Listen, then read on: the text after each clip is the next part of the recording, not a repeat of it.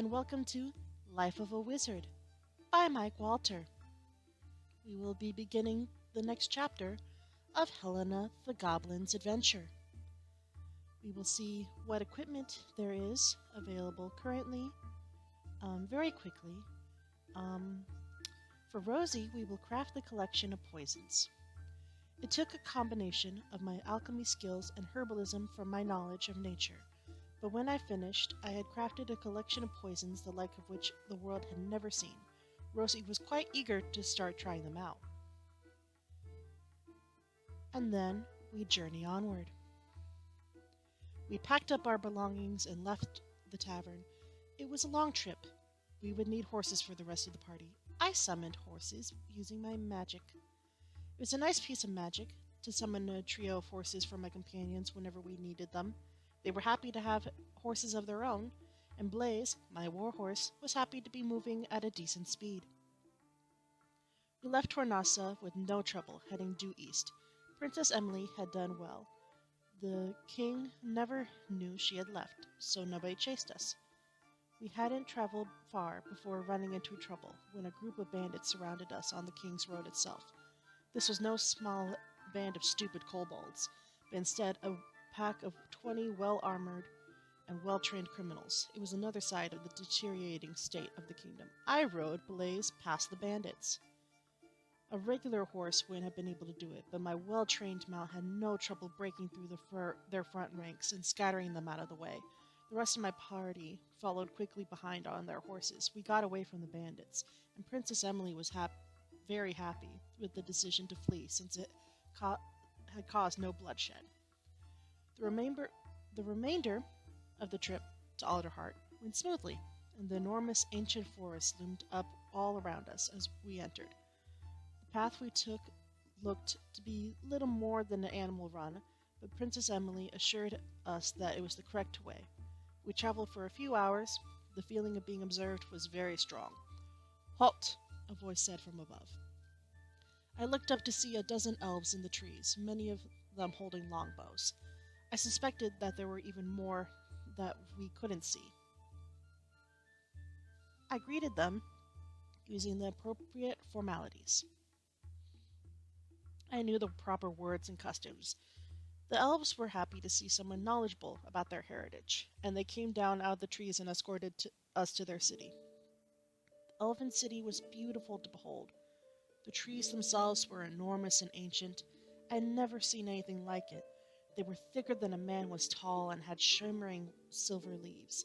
Wooden bridges and spiraling walkways connected platforms high above us, and everywhere I looked I saw beautiful elves. "Greetings, and welcome to Onedine," the elf queen said graciously in Elven.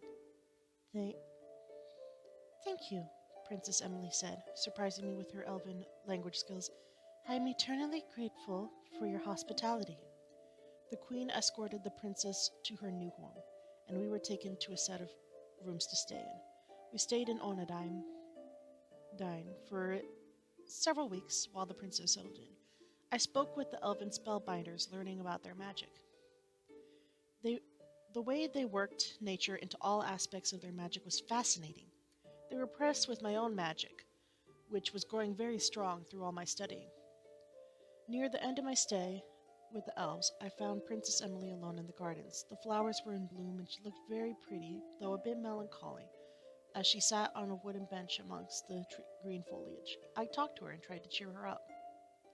I chatted with her and tried to cheer her up. We spent a few hours together in the garden and became friends.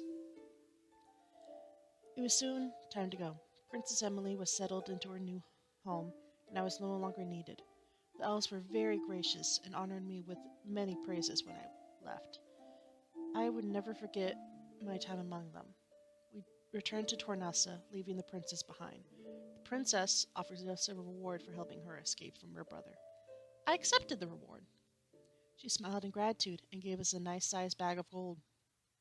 Rumors of the princess having left the castle were rampant when I returned. Luckily, King Gareth never connected it to myself or my party. It was easy to see that the princess was correct. Had she stayed, she likely would have been imprisoned or killed. 4 years went by as we continued to do various jobs for various clients. We were slowly growing in fame and reputation. I continued to study a little of every bit of everything. I was content to keep my magical education well rounded. I was careful to continue to study other things as well. I studied smithing. I studied every day, learning even more about smithing. I wasn't the only one who used their spare time to improve their skills. All of my companions to continue to train and practice. Although they all did well, Rosie improved the most. Rosie worked really hard, training and practicing until her skills improved. King Gareth's atrocities grew as the kingdom of Daria continued to fall apart. I saw more beggars and homeless people on the streets than ever before. Rumors of Princess Emily's exile gave the people hope, especially when gossip began to proclaim that she had married her childhood sweetheart, Duke Peter, and had a child with him. This was monumental. The current heir to the throne was now living in exile with the elves. It is probably for this reason that the king married. The new queen was a young woman named Janice. We continued to work out of the Full Cup Inn as the years passed, taking on many adventuring jobs and building a name for ourselves. I was 30 years old when I got a royal summons to meet King Gareth, who was now 40. We looked over our equipment and trained in our skills before we left. I craft the gauntlets of strength. I purchased a pair of really nice gauntlets. I then cast the transmutation spell upon them, changing them and imbuing them with the healing property of strength. The result was very good. I had crafted the legendary gauntlets of strength. Robin was more than happy to wear them. I craft the helm of battle insight. I purchased a sturdy helm of good quality and cast a transmutation spell on it. Spell of transmutation on it. After that, I cast a powerful divination spell into the weave of magic. The result was excellent. I had crafted the Helm of Battle Insight. It would become a piece of history in the ages to come, and Robin was eager to be the first to use it. Craft the Elixir of Wisdom. I brewed the powerful Elixir of Wisdom using some very powerful magic. The moment Dominic drank it, amazing words of insight came from his mouth. And craft the Healer's Kit. It took a combination of my alchemy skills and herbalism for my knowledge of nature, but when I finished, I had crafted a very potent Healer's Kit. Dominic gratefully took it, knowing that it would allow his divine magic to last longer, since they would have a kit for minor wounds. Journey onward. We packed up our belongings and left the tavern. I was nervous at first, afraid he had found out that I knew about Princess Emily's escape 9 years ago. When I arrived, I learned that wasn't the case at all. The king met with me in his private chambers, just the two of us. His eyes had an intensity to them that was unnerving. The king sat in his chair and passed me a goblet of wine. I took it and waited to hear why he had called me here. He then started to explain, very frankly, that Queen Janice would not give him an heir. Explained that he wanted me to use magic to help her carry his baby. I asked why he didn't go to Fraladin, and he said that he had, but the old wizard was a traditionalist and had never studied the healing magics needed. I could use my necromancy to bolster the child's life force until it was born. It was dark magic, but I felt sure that it would work. The next day, I was taken to Queen Janice herself. She hardly spoke to me as I set up the magic I would need to help her carry her baby to term. Once everything was in place, I began to cast. The magic worked flawlessly as it flowed directly into the queen. It worked so well that I was confident she would become pregnant immediately and have a baby in 9 months. The king and queen thanked me for their services. It was somewhat odd since they had no proof that my magic had done the deed. 9 months later, the queen had a little boy, Prince Eric, the new heir to the throne. A few months after Prince Eric was born, Princess Emily and her small family moved back into the royal castle. Now that the king had an heir of his own, the princess and her son were no longer in danger. The people of the kingdom were very happy, and everyone hoped that the two princes and the renewal of the royal family would mean that the troubled days were over. They were all wrong, of course. Things got even worse. Nearly a year later, I was called to King Garrett's private room and given my reward in secret. Nobody knew that I was the one responsible for the Queen's ability to have a baby. A stocky dwarf came into the Full Cup Inn and hired us a few months later. He said that his brethren under the Grey Mountains had tunneled too deep and had awoken something ancient and evil. It was an old tale, almost cliché, but there it was. I knew they must be desperate to come to me, a goblin. I didn't want to take the job at first, considering what the dwarves had done to my village all those years ago. I was eventually talked into it by my fellow party members. The dwarves were known to reward those they hired with great wealth. In the end, I agreed. We rode north toward the Grey Mountains. We arrived at the foothills of the Grey Mountains in the late fall of that year. I was worried about the weather, afraid that one good snowfall might trap us for the entire winter, but we ventured forward anyway. Our dwarf guard led us through a grand arch and deep into the mountains. "Welcome," the dwarf chief said in a deep voice as he smiled at us through his thick beard. "We have no time to waste. The blasted monster has stopped all mining and production." He gave us maps to follow through the mines shafts to where they had encountered the beast. We spent the night in the dwarven halls and left the very next day. My divination magic led us there unerringly. It was almost too easy. We followed the tunnels like we had traveled them 1,000 times before, going directly to where we were supposed to go. The mine shaft had indeed broken into a much older tunnel. The dead bodies of dwarves could be seen scattered all about. The monster had killed a great number of them. We proceeded forward cautiously, but didn't have to go far before we found it. It stood an easy 15 feet tall, had large horns in its head, and thick, leathery skin all over its body. Its eyes seemed to have flames dancing in them as it approached us, ready for the kill.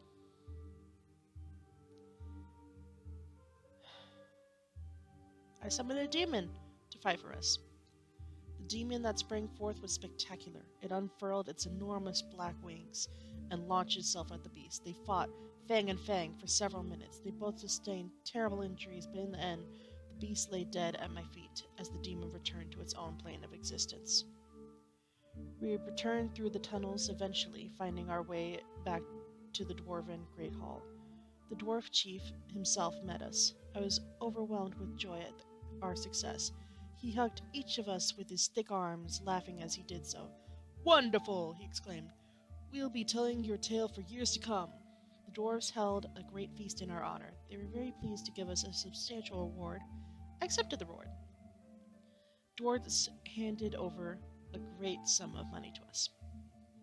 My earlier suspicions had come true. A great winter storm had hit the above world while we had been gone. We had no choice but to stay with the dwarves. We spent many nights listening to their stories and drinking in their great hall. It was on one of these nights that the dwarf chief heard about my village. He invited me to dine at his table and to tell me the story. "It was a terrible tragedy," he said in a low rumble.